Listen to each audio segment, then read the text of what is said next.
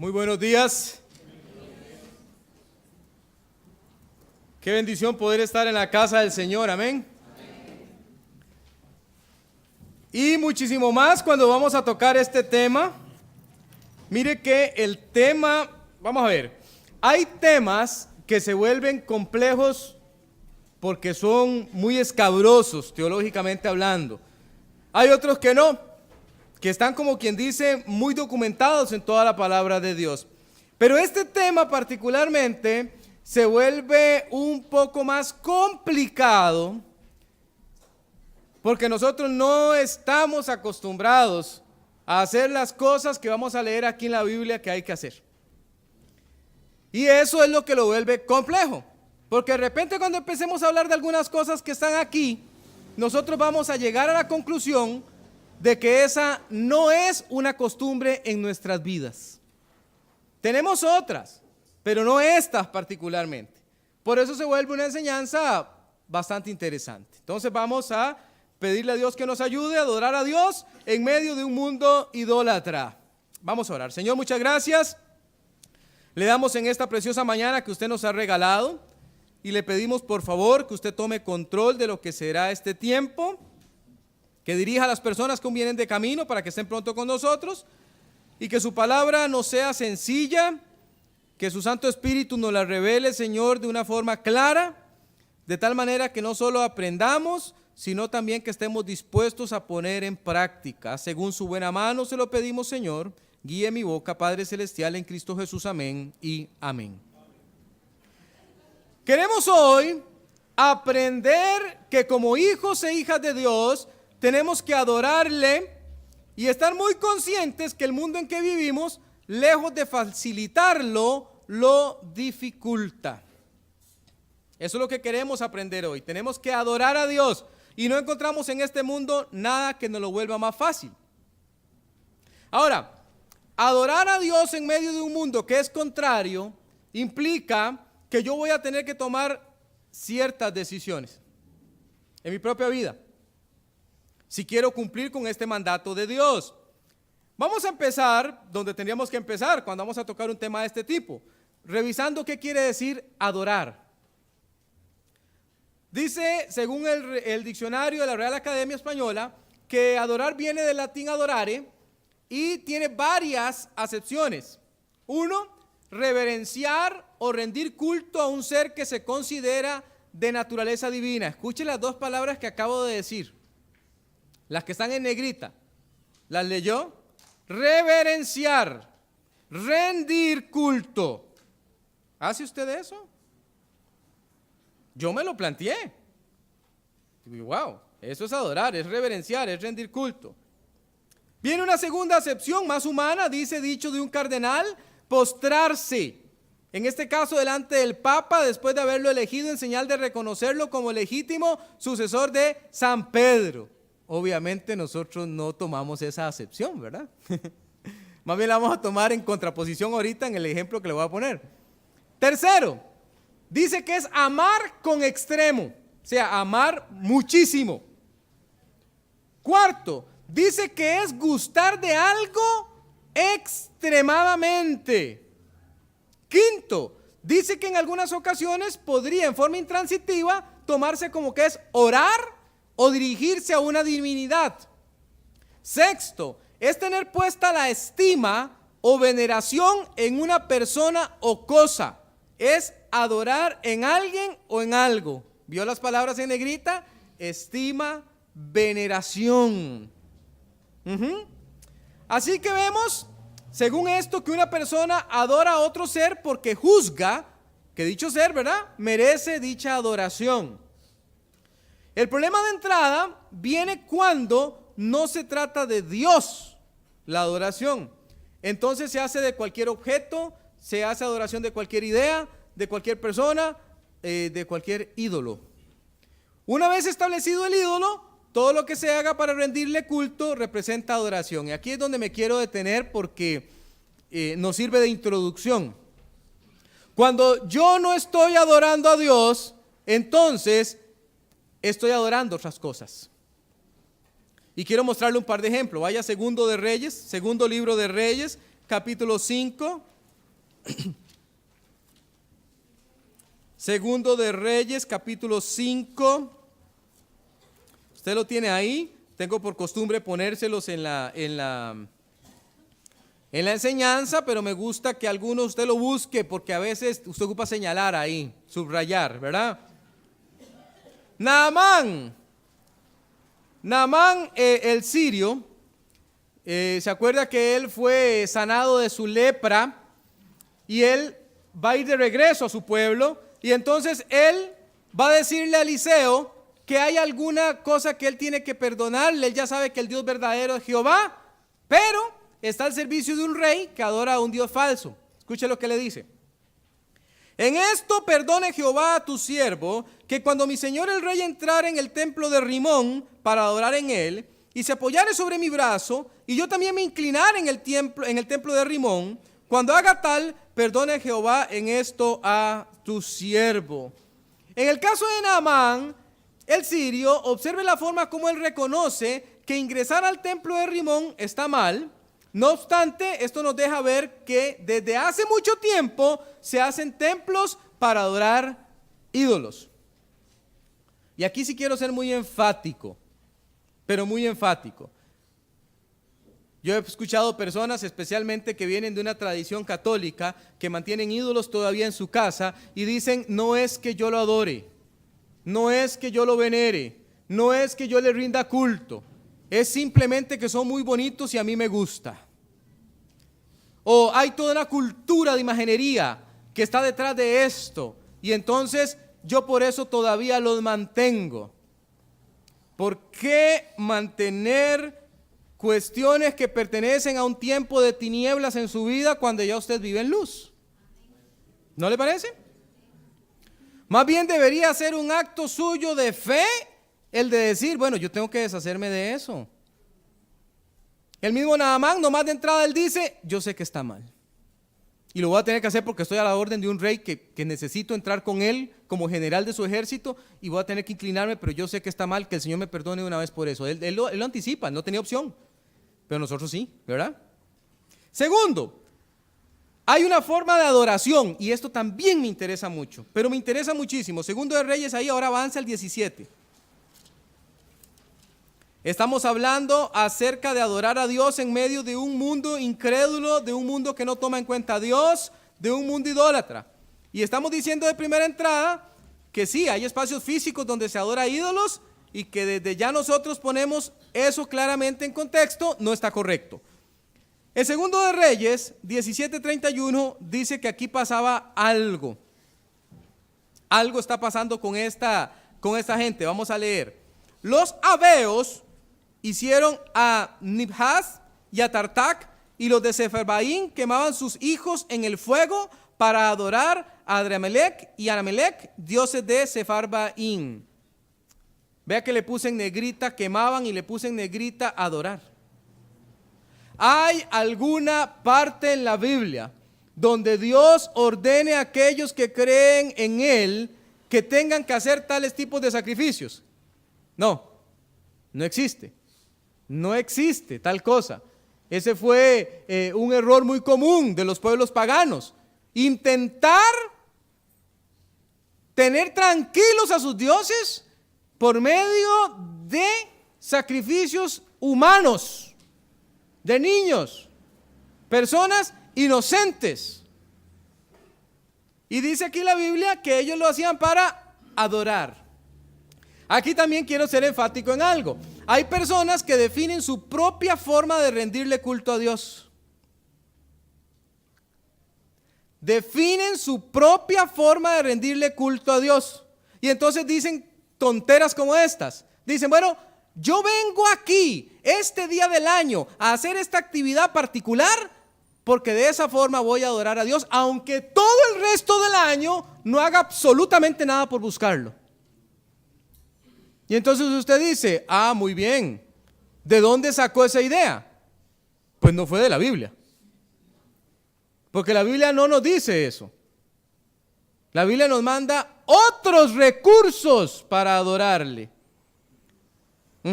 Hay personas que se autoinfligen cierto tipo de dieta, cierto tipo de ayuno y dicen, esto lo hago para honrar a Dios, aunque su conducta es del asco en todo lo demás. Y dicen, de esa forma ya yo estoy bien con Dios. O sea, han adquirido un ritual en sus vidas y piensan que por ese ritual entonces han de estar bien con Dios. Claro, en el caso del ejemplo que tenemos es trágico, ¿verdad? Es como muy obvio. ¿Cómo va a ser uno semejante de realizar tal cosa? Sigamos adelante. Pongo ahí que esto es sin duda el colmo del comportamiento que puede venir de la escogencia de un ídolo para adorarlo. ¿Ok? Es el colmo que usted mate a sus hijos para adorar, ¿verdad? Pero nos da una idea de qué puede pasar o hasta dónde puede llegar el ser humano adorando erróneamente. ¿Hasta dónde puede llegar el ser humano adorando erróneamente?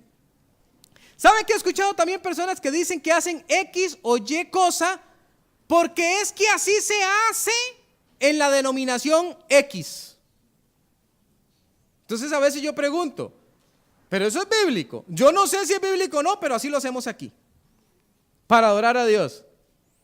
Bueno, primero que tenemos que averiguar es si es bíblico lo que me están pidiendo que yo haga, ¿verdad?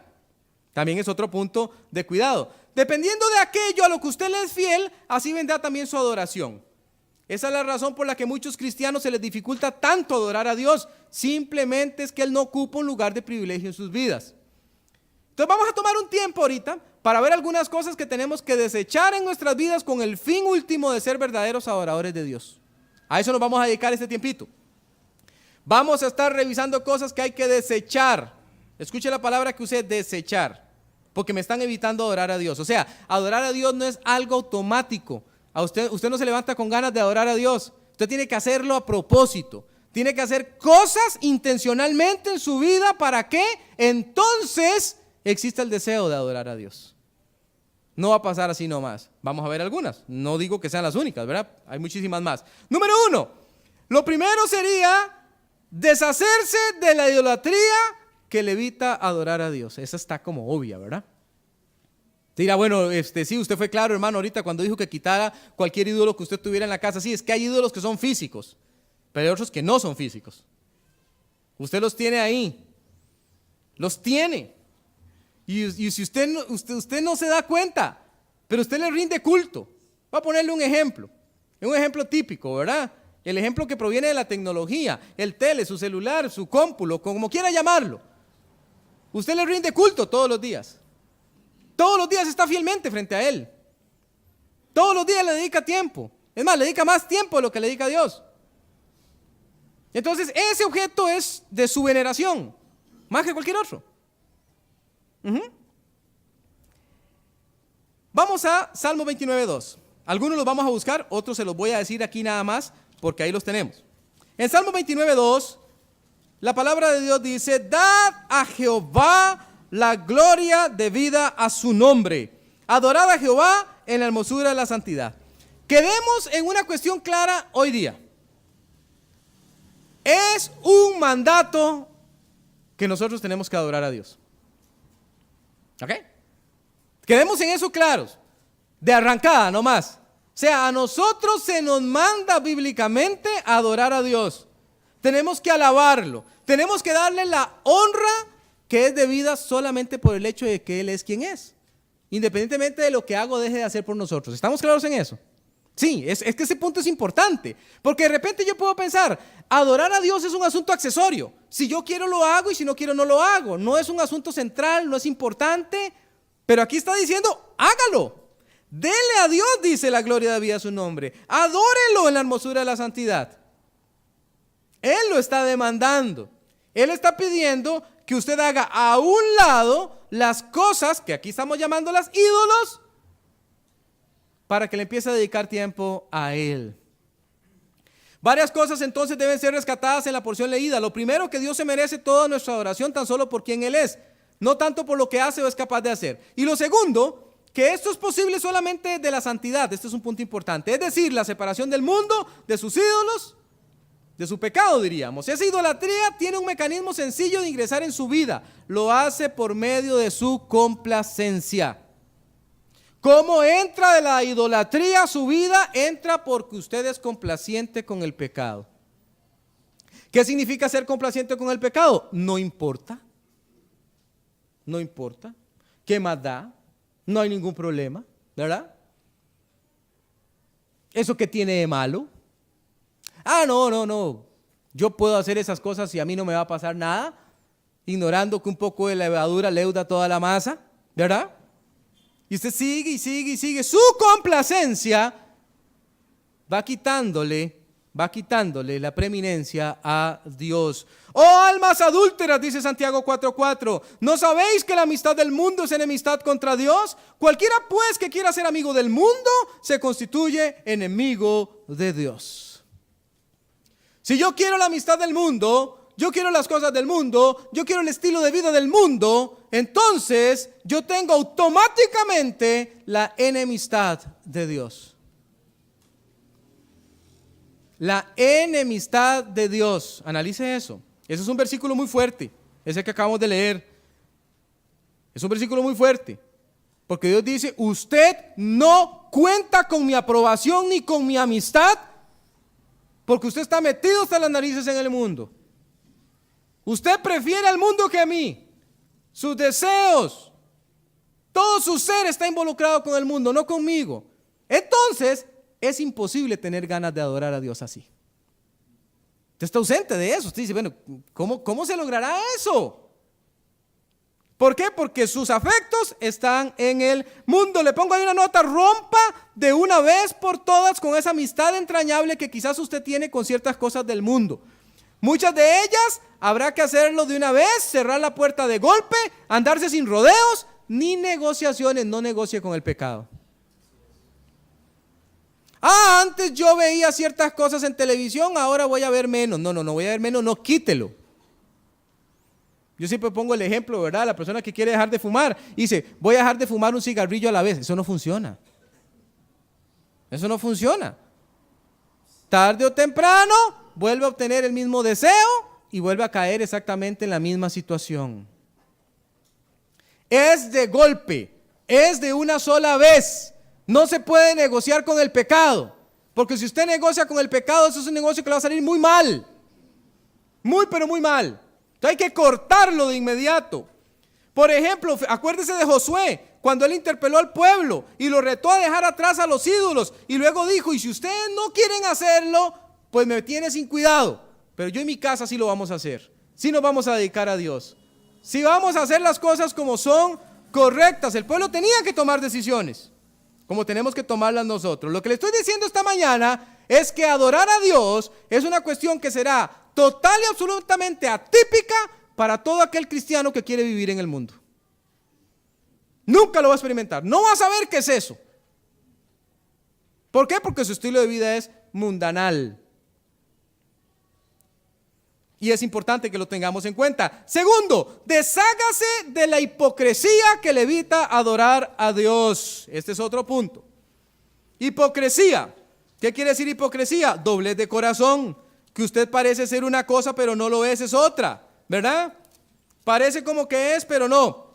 Isaías 29. Esta porción fue cumplida.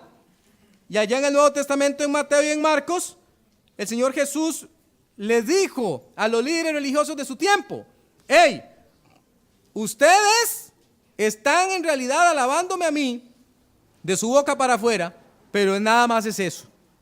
No hay más, no hay contenido. Esto que está aquí. Dice así la palabra de Dios. Dice pues el Señor, porque este pueblo se acerca a mí con su boca y con sus labios me honra, pero,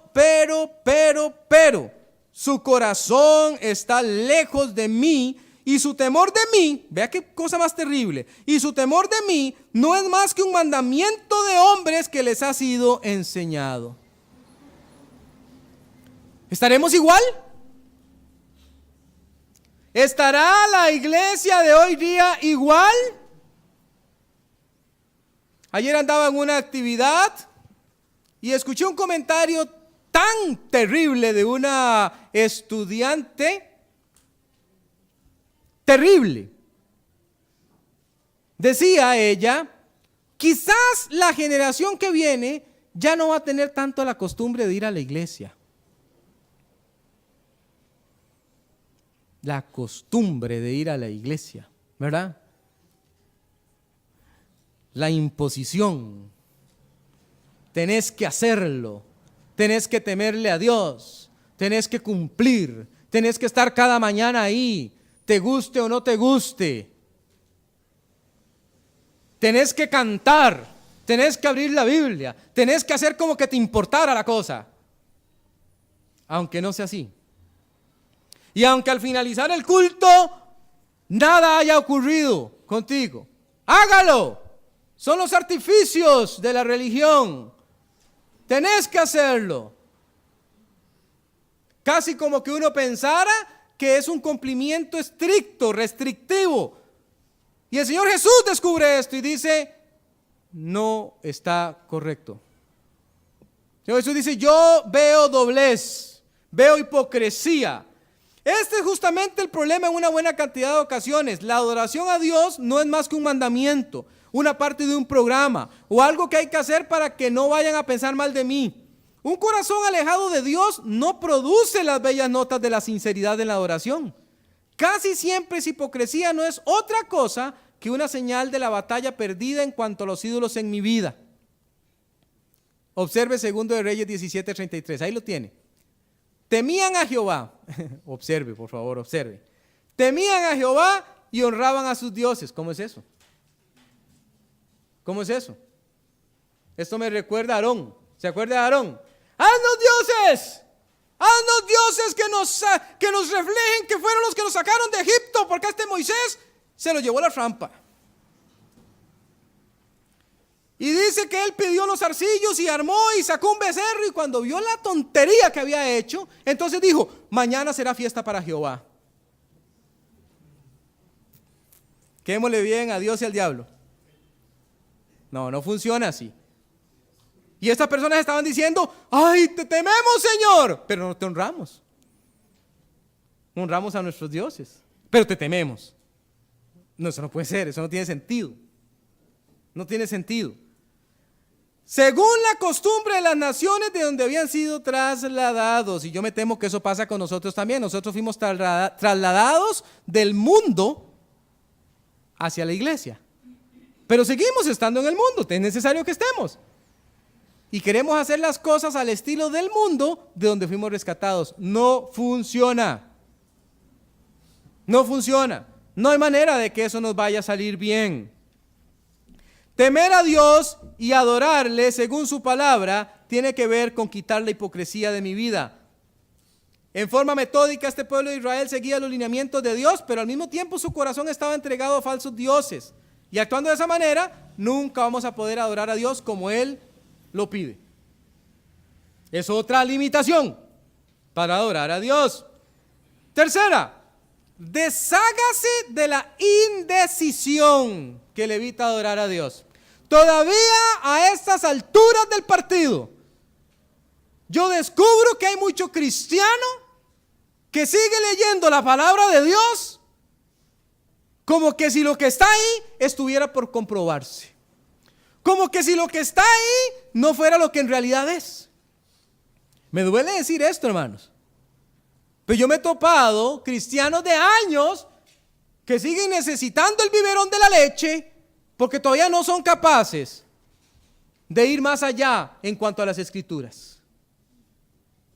Por su falta de fe, por su falta de involucrarse, por su falta de meterse. Hay indecisión. ¿Cuándo pasa eso? Cuando la gente dice cosas como estas. Sí, yo entiendo, pastor, yo entiendo. Pero es que, ¿qué? Pero es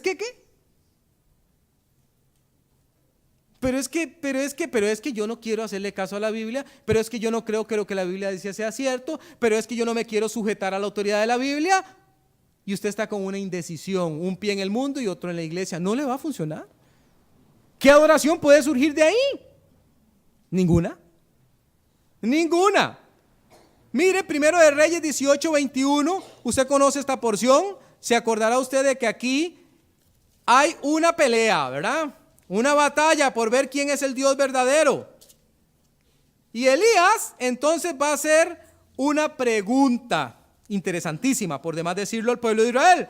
Y acercándose Elías, a todo el pueblo dijo, escuche la pregunta, ¿hasta cuándo? Usted debería subrayar esa parte. ¿Hasta cuándo claudicaréis vosotros entre dos pensamientos? Si Jehová es Dios, seguidle, y si Baal, id en pos de él. Y el pueblo no respondió palabra. Hay gente que todavía sigue con sus Baales en pie. Y siguen preguntándose si Baal funciona. ¿Sí? ¿Sí? Con sus dioses, con sus costumbres, con su paganismo, hasta las entrañas. ¿Siguen ahí? Sí, así como lo oye. Pensando que Dios es suficiente solo hasta cierta medida, pero de aquí en adelante le toca al chamán, le toca a aquella que lee la mano, le toca a aquel que me puede decir el futuro, le toca el billetico de lotería que compré ahora para Navidad, y le toca quién sabe cuánta tontería más. Y entonces dicen, bueno, eso no importa, hermano Ronnie. Pues viera que sí importa. Y si usted quiere engañarse, pues hágalo. Es usted. Pero lo que le estoy diciendo esta mañana es que actuando de esa manera no es posible adorar a Dios como Él lo pide. Y por eso usted se sentirá seco. Y sentirá como que qué raro, es que yo antes iba a la iglesia y yo me sentía diferente. Sentía un amor, unas ganas, un deseo. ¿Qué pasó? No, con Dios no ha pasado nada, Él es el mismo. Con Él no ha pasado nada. Ni le eche la culpa a la iglesia, que esa es la parte más fácil. Es que la iglesia aquí, es que la iglesia allá, es que ese pastor negrillo, qué desgracia, es que... No le eche la culpa a los pastores, ni la iglesia, ni los programas. Más bien pregúntese usted, ¿qué he dejado de hacer yo que estoy en esta situación ahora? Y verá que muchas veces esa indecisión que usted siente es su alejamiento de Dios. Y no es posible adorar así. Pues usted se siente desconectado, ¿verdad? Un versículo que vimos la vez pasada, Santiago 4:8 dice, acercaos a Dios y Él se acercará a vosotros. Pecadores, limpiad las manos. Y vosotros los de doble ánimo, purificad vuestros corazones. Busqué la palabra purificar, reformar, modificar, santificar. El versículo leído nos pone de frente con respecto a lo que hay que hacer con la indecisión. Acérquese a Dios. No se quede lejos intentando en sus fuerzas lograr ser alguien decidido a adorar a Dios. No haga eso.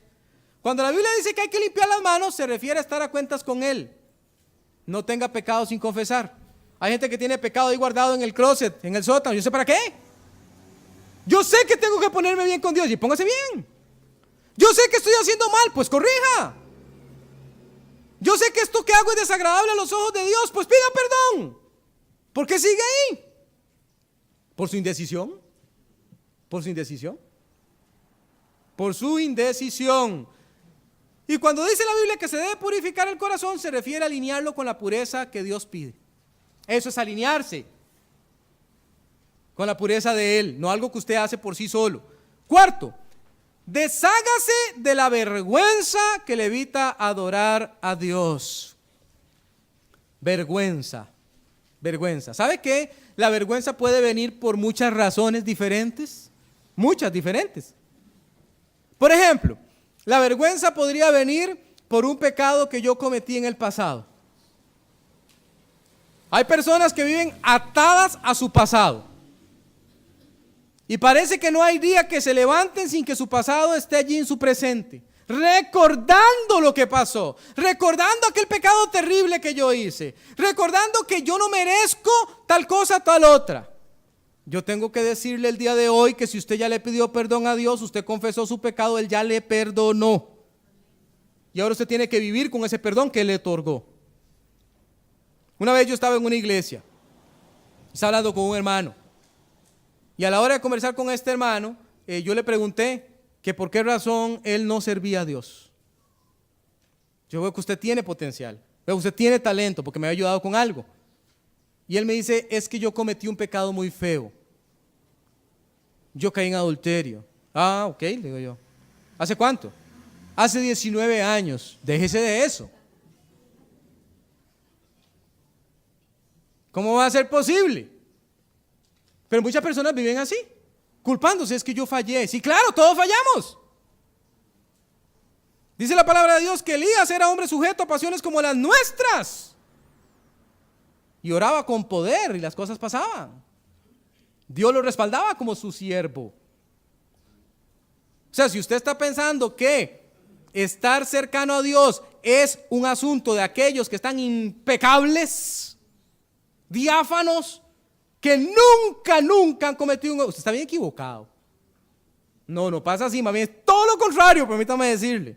Puesto que dice la Biblia que a lo vil de este mundo escogió Dios.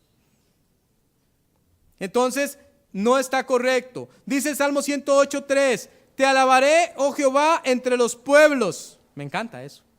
A ti cantaré salmos entre las naciones. Es una cuestión muy interesante en este versículo que la alabanza pueda servir como un medio evangelístico. Eso se ha dejado. Se ha dejado en muchos círculos. Y ahora más bien la alabanza, como hablaba, creo que era mi hermano Dani, la alabanza se ha transformado más en un fenómeno comercial. Vamos a hablar de eso un poquito ahorita. De hecho, es la forma más hermosa de vencer toda vergüenza. Es cantar respecto a la obra maravillosa de Dios en mi propia vida. En muchas ocasiones el diablo trae recuerdos de la vida pasada. También lo hace respecto a alguna caída o bien refiriéndose al temor de ser cristiano en un mundo tan perdido. Y cosas como esas nos pueden hacer sentir tan avergonzados que no queremos alabarle. Es entonces cuando tenemos que recordar que la alabanza es una forma de adoración y que Él la merece. Hasta los impíos cantan canciones cristianas. Un día yo estaba de espalda, un muchacho está sentado en el otro cubículo y yo lo oigo que él está cantando una canción cristiana. Y yo digo, esa canción yo la conozco. Entonces me volví, le toqué la espalda y le digo, se los quitó y me dice, sí, esa canción es cristiana. Me dice, sí, a mí me gusta oír canciones cristianas. Dice, si este fulano estuviera pensando en lo que esa canción dice, se daría cuenta que tiene que haber un cambio en su vida. Pero le pongo el ejemplo para decirle que si aún un impío lo hace, ¿por qué usted y yo no lo haríamos? Yo me temo saber el por qué. Una forma muy efectiva que usa Satanás con el cristiano de hoy día para mantenerlo con la boquita bien cerrada es el ridículo. El temor al ridículo. Porque ese temor es muy fuerte. El temor a que me tachen. El temor a que me hagan a un lado. El temor a que me excluyan. Entonces, por ese temor yo prefiero mejor calzar. Y para calzar, mejor me quedo calladito. Mejor me quedo calladito, porque qué vergüenza. Además, soy el único cristiano aquí. Soy la única cristiana en este lugar. Si Dios quiere que yo cante, que me mande otro, por lo menos. ¿Verdad?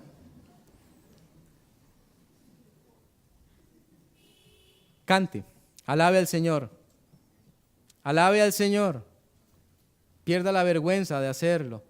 Y alábelo cuando otros no lo hagan. Yo acostumbro cuando las cosas salen bien decir gracias a Dios. A veces me dicen, uy, vio lo que pasó con tal y tal cosa y aquí, allá, y no la jugamos, hicimos eso y se digo, sí, gracias a Dios. Gracias a Dios, no a nuestra competencia, no a que nosotros seamos muy cargas. Gracias a Dios. Cuando usted dice, bueno, mañana nos vamos a reunir y usted se le ocurre decir, si Dios quiere, usted le está rindiendo honor a Él. Un día alguien me dijo, y si no quiere también. Yo le dije, cuidado. Y esta persona dijo, no, perdón, Ronnie, perdón. La gente sabe de Dios. No crea que no. No crea que no. Si Dios quiere, es muy sencillo de decir, ¿no le parece? Aquí la cuestión no se trata de si usted tiene el talento o no para alabar a Dios.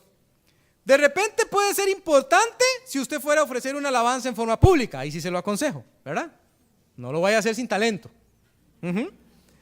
Pero más bien lo que la Biblia procura darnos a entender es la necesidad tan inminente que tenemos de darle honra y reverencia a su nombre, su persona, su obra.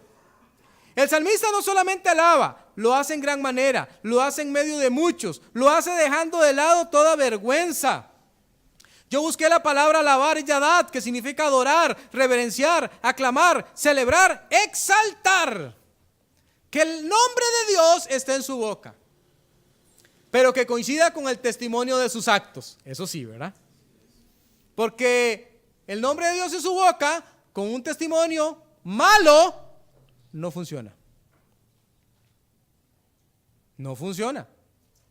No funciona. Te traerá vergüenza el nombre del Señor. Yo creo que también esa es una razón por la que a veces no se alaba, ¿verdad? Sea consistente. Sea consistente. Consistente con lo que Dios manda. Sea consistente. Dice el Salmo 109:30, que se lo puse ahí también. Yo alabaré a Jehová en gran manera con mi boca, y en medio de muchos le alabaré. Amén. Qué bien, qué bien, qué buena decisión tomó el salmista, ¿verdad? Lo voy a hacer, dice, y en gran manera.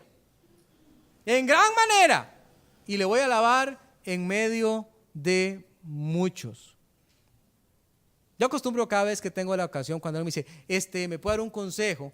Es alguien impío, totalmente, me está pasando esto. Yo siempre acostumbro decir, uy, qué interesante. Esto me recuerda un versículo de la Biblia. Qué casual, ¿verdad? Un versículo de la Biblia que dice, y de una vez le doy el versículo. ¿Y sabe qué quiere decir ese versículo? Y ya le explico. Podría decírselo en mis propias palabras, pero no es igual. No es igual si yo digo cuál es la fuente. No es igual si yo identifico claramente que Dios podría ayudarle.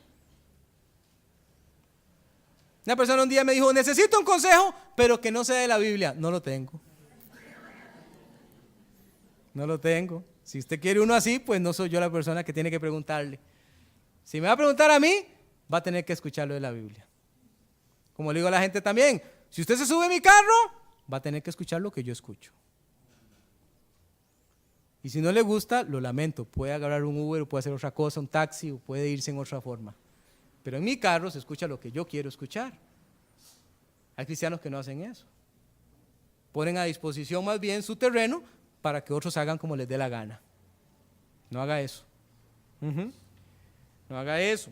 Quinto, deshágase de la ingratitud que le evita adorar a Dios. ¿Sabe que es un asunto de gratitud a veces? A veces somos tan malagradecidos, impresionantemente malagradecidos. Es como veíamos la vez anterior. Ya Dios nos dio y siempre estamos esperando a ver qué más nos va a dar. Es como que Dios siempre estuviera en deuda con nosotros. Como que siempre estamos, sí, Señor, pero me debe, ¿verdad? Me debe. Tiene que darme tal cosa, tiene que darme tal otra, tiene que. Dios no tiene nada que. Por su amor y misericordia lo hace. Pero no es que tiene que. Pero a veces parece que está en deuda. Y eso está mal. Muy mal, muy mal. Tenemos que obligarnos a ser agradecidos. ¿Quién puede decir que es agradecido solo porque sí? Nadie. Uno en realidad comienza a ser agradecido cuando empieza a obligarse a ser agradecido. Por ejemplo, a decir gracias. Ahí hay una primera forma, ¿verdad? Gracias. Gracias, Señor, que hoy me levanté. Gracias, Señor, que tengo ropa que ponerme. Gracias, Dios, que tengo fuerzas para ir a la iglesia. Gracias que mi corazón funciona correctamente. Gracias que mis pulmones están haciendo su trabajo bien hoy. Gracias que tengo familia. Gracias que tengo trabajo. Gracias que me has dado un medio para desplazarme. Gracias.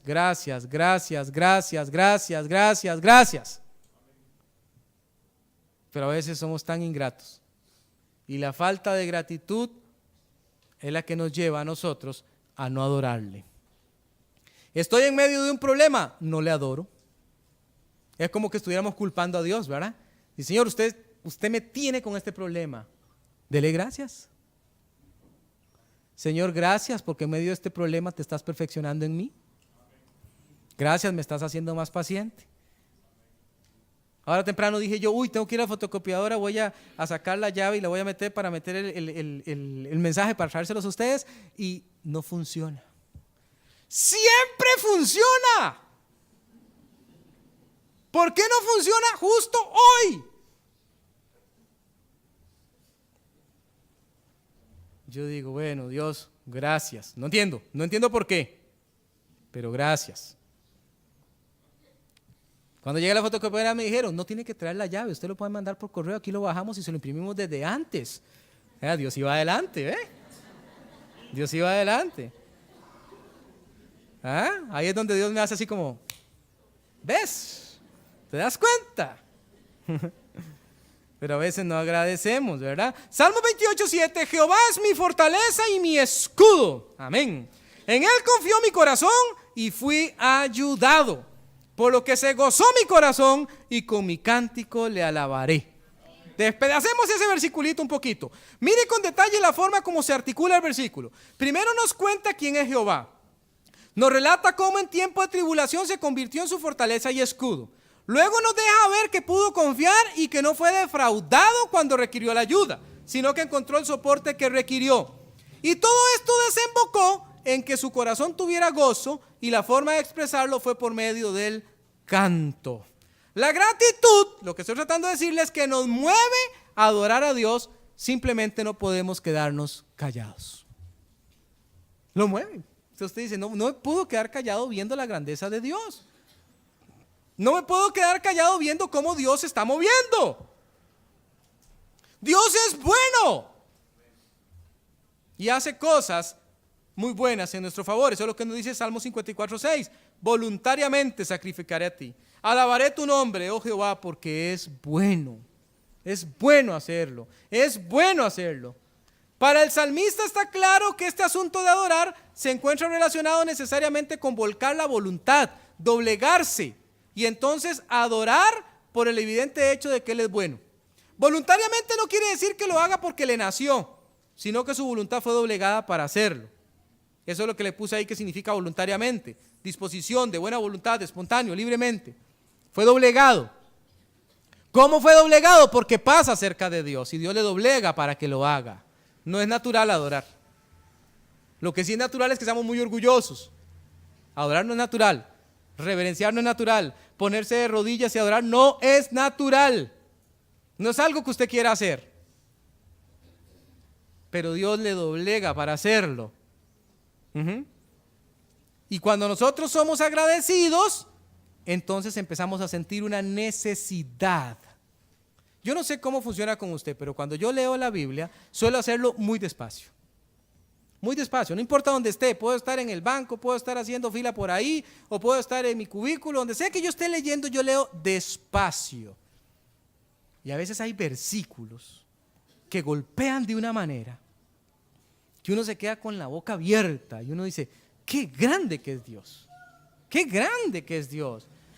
Cuando usted está leyendo la Biblia, usted puede estar dándole gracias por esas cosas que está descubriendo ahí también. Sexto, deshágase de la pereza que le evita adorar a Dios.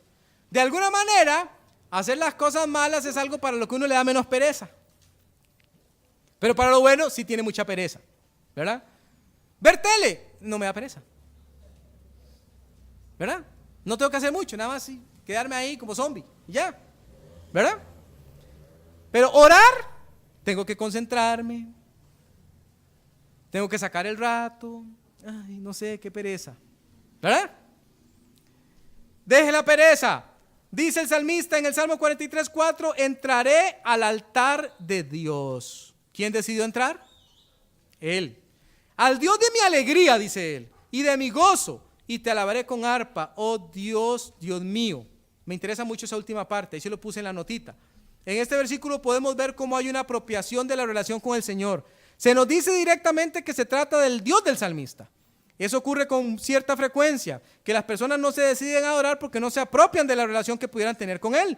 Si así lo hicieran, entonces no tendrían tanta dilación en buscar estar en la presencia de Dios. O sea, para algunas personas no es Dios mío. Para algunas personas es el Dios. Como Saúl. ¿Se acuerda de Saúl?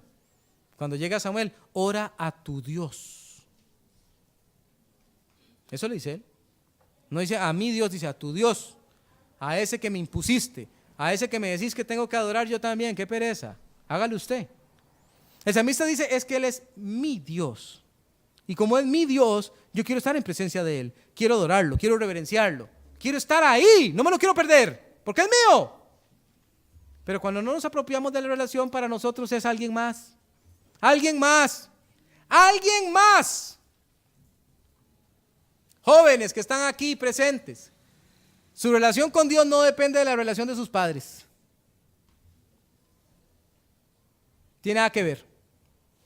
Ellos hacen el trabajo que tienen que hacer y ya.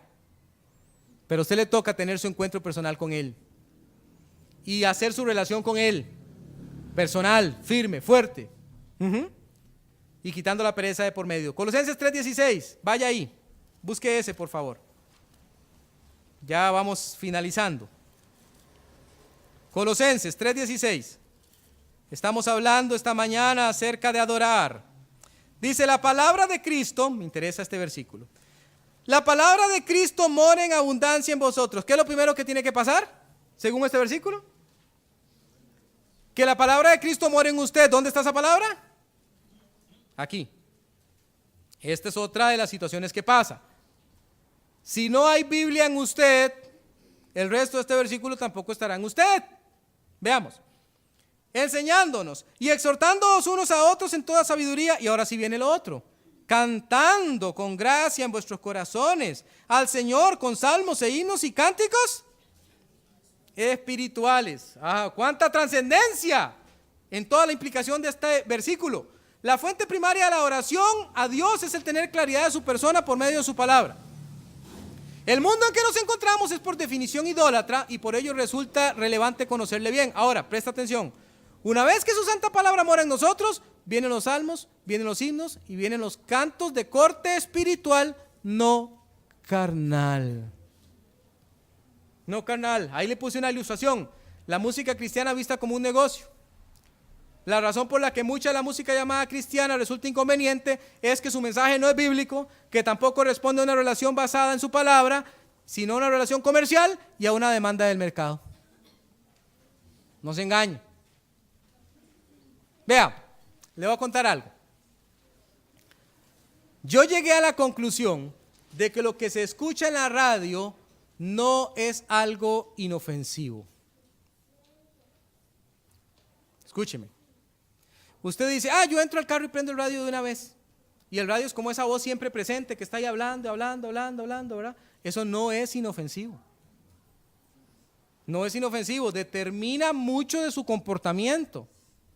Es la razón por la que usted de repente se encuentra tarareando una canción mundana y usted dice, ¿dónde escuché yo eso? ¿Por qué yo estoy tarareando esa tontería? Usted nunca se lo propuso. Usted nunca dijo, voy a tararearla. Pero la escuchó. Igual cuando usted escucha un programa inconveniente, con palabras soeces, con expresiones vulgares, con tonterías que no importan, usted está de alguna manera determinando que va a ir bajando su capacidad para adorar a Dios. A veces es mejor el silencio. Y orar, por ejemplo, en el carro. A veces es mejor. Por último, deshágase de la impaciencia que le evita adorar a Dios. ¿Por qué la impaciencia podría evitar adorar a Dios? Porque como usted quiere todo ya, usted siempre pasa enojado con Dios. Dice, Dios no me cumple, Dios no hace, Dios aquí, Dios allá. Entonces usted dice, no puedo adorar a Dios. Te alabaré para siempre, porque lo has hecho así. Y esperaré en tu nombre, porque es bueno delante de tus santos. Otra vez, porque es bueno. Y vea el segundo, el que está bajito. Mas yo esperaré siempre y te alabaré más y más. ¿Vio qué bonita esa expresión última? Y te alabaré más y más. O sea, en lugar de que baje la adoración, va a ser más y más adoración. Pero no es casual. No es casual. No ocurre porque sí. ocurre porque hay una propuesta del corazón, porque hay un inclinarse. Vea que cada uno de estos puntos que hemos visto el día de hoy llevan el mismo sentido. Tiene que haber una decisión de deshacerse de todas esas cosas. Ojalá y lo pongamos en práctica. Vamos a orar. Señor Dios Todopoderoso, muchísimas gracias por su palabra. Gracias por lo que hemos estudiado esta mañana. Bendígalo en nuestros corazones, Señor, y dispónganos a ser adoradores que se deshacen de todo lo que está evitando que esto pase, aunque vivimos en medio de un mundo idólatra, donde pareciera que cada cosa que nos llega se vuelve como un ídolo.